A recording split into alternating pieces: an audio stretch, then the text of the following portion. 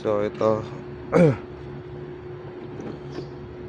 may kulang pala to. Natanggalan natin, no.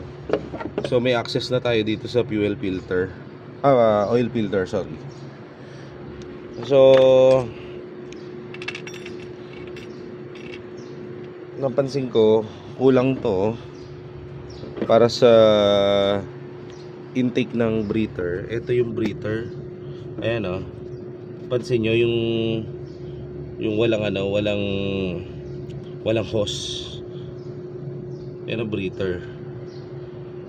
So yan ang lalagyan natin ng connection papunta dito. Kasi hihigupin niya ang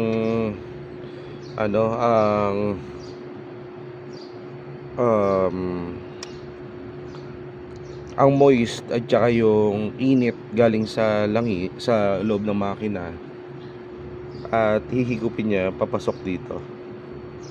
Yan, papunta doon sa turbo. Mapapansin natin, ang turbo natin ay maayos. Ayan. Wala siyang sign na may leak ng mga langis o kung ano man. So yun, purely maintenance lang tayo dito. Ayan. Antay lang natin yung yung ibang parts. Pero babaklasin ko na tong oil filter. Kunin ko lang sa sasakyan, doon sa isang sasakyan ko yung yung pangtanggal.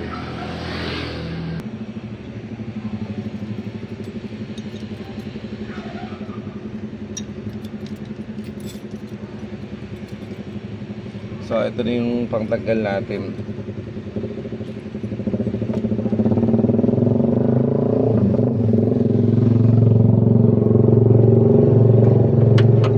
Try lang muna natin na kamay, makakaya ng kamay.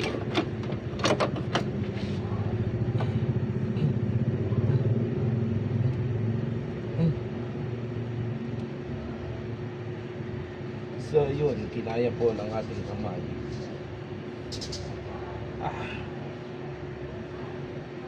Kinaya ng ating kamay ang kasi usually naman hindi naman kailangan sobrang higpit to. Kasi may oil seal naman to. So kailangan lang ay